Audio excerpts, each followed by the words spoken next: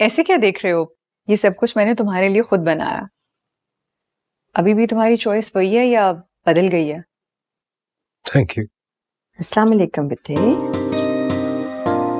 आज ऑफिस जाना जरूरी है क्या? एक आध दिन छुट्टी कर लेते। मुझे ज्यादा आराम की नहीं बल्कि ज्यादा काम की जरूरत है। बिजी रहूंगा तो दिमाग कम खराब हो। अगर मसरूफ ही रहना है तो मुझे मार्केट ले जाओ। मुझे कुछ काम था, इतने दिन से मैं जा ही नहीं सकी। चलिए कुछ मीटिंग्स है शायद। ले जाओ ना बेटे, बहुत दिन से घर से कहीं गई नहीं है ये भी। ओके चलो बैठो नाश्ता करो। वाह भाई, क्या अच्छी टेबल सेट की है बेटे तुमने। क्या लिंक किया? आदतें खराब करोगी क्या हमारी? तुम्हें देर तो नहीं हो रही? नहीं, क्लास में भी टाइम है। अच्छा, ये नंबर लिख लो आप। इस बंदे का नाम सिकंदर है। शायद नंबर से एड्रेस पता चल जाए इसके घर का। इससे ज्यादा मैं आपकी कोई मदद नहीं कर सकती। I am sorry. Thank you so much साहिबा, तुमने इतना भी कर लिया, बहुत शुक्रिया। अफान साहब कैसे हैं?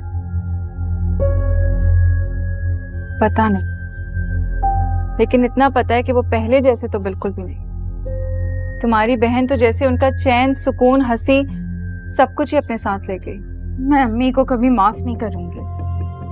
उन्हें आप ही के साथ अच्छा नहीं किया। अब छोड़ो ये सब बातें, अभी तो यहाँ से चलो। पता है लोगों की नजरों में आना ठीक नहीं है। साहिबा अस्सलाम वालेकुम। कैसी हो नाजिश? जी ठीक हूँ। मैंने तुम्हें कहा था मेरे घर और घर वालों से दूर रहना। तुमसे तो तुम्हारी माँ ही निपटेगी। सारी तफसील बता दी है मैंने। और तुम चलो मेरे साथ। अम्मी मेरी क्लास है। चलो चलो।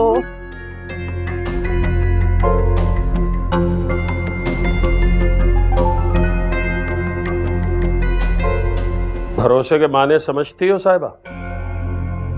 मैंने कुछ भी नहीं किया है। मैंने तो सिर्फ नाजिश आपी को। मैंने दलील नहीं मांगी है। इसका मतलब ये है कि तुम्हारी माँ ने जो जो कुछ भी कहा सब कुछ बिल्कुल दुरुस्त है। अबू मेरा यकीन करें, मैंने ऐसा कुछ भी नहीं किया है। किया है, किया तो है बेटा। जिसे जहां जिस काम के लिए भेजा जाए उसे वो ही करना चाहिए। इधर उधर वो देखते हैं जो बेराह रवि का शिकार हो।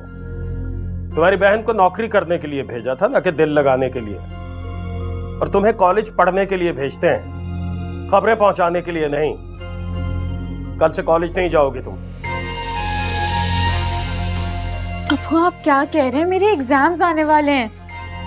अगर तुम्हें एग्जाम की फिक्र होती ना तो तुम्हारा ध्यान इधर उधर न जाता। इसे सजा मत समझना। सजा नहीं दे रहा हूं मैं, सबक दे रहा हूं, ताकि तुम असली सजा से बच सको।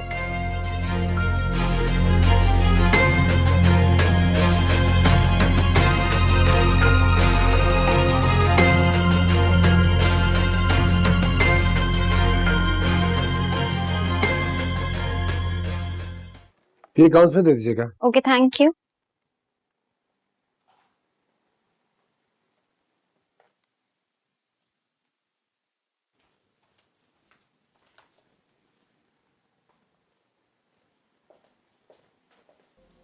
सर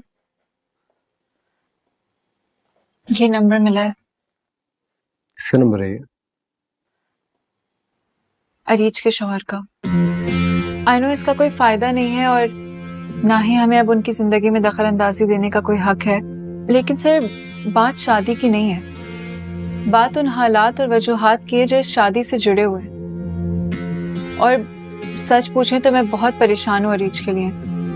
पता नहीं वो किन हालात में होगी, लेकिन एटलीस्ट इससे हमें उनके घर का एड्रेस तो पता चल जाएगा, कुछ तसल्ली हो जाएगी। Thank you.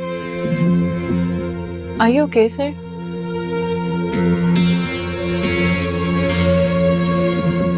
साहिबा तो पहले भी सिकंदर की बुराई करते नहीं थकती थी, और अब ये सब कुछ।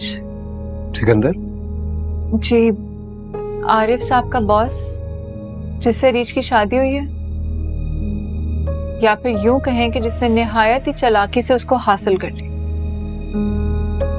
नाज़िश, थैंक यू वेरी मच। आप इस सारे प्रॉब्लम में मेरा इतना साथ दे रही हैं। मुझे जैसे ही कुछ पता चलता है I will update you. Sir, reach मेरी बहनों की तरह, मैं इससे बढ़कर और क्या कह सकती हूँ। Thank you. Thank you sir.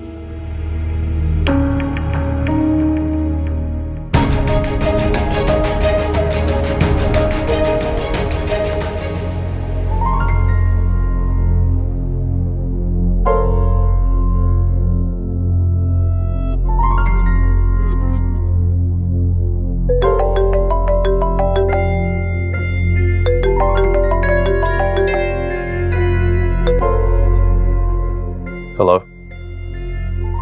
मकसद क्या पूरा हुआ? आप तो मंजर से ही गायब हो गए। कम से कम मैंने इस मकसद के लिए पैसे दिए हैं, ये नहीं, वो भी इतना नुकसान कराने के बावजूद। वैसे ये बात तो मुझे आपसे कहनी चाहिए जो आप कह रही हैं। चलिए छोड़िए, बस ये बताइए लड़की ज्यादा परेशान तो नहीं कर रही?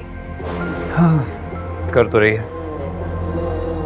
उसकी खामोशी और उसके पीछे छुपी नफरत से खासा परेशान रहता हूं मैं। और हाँ, इस बात से भी कि टूटती नहीं वो। लगता है पहले ही खासे जुल्म कर चुकी हैं आप उस पे, जो बेचारी आदी हो गई। आप जानते नहीं है उसे, बहुत चालाक है। अरे उसकी शक्ल पर मत जाइएगा, कहीं आपको ही धोखा देकर फरार ना हो जाए। वैसे भी उसका यार उसे ढूंढता फिर रहा है।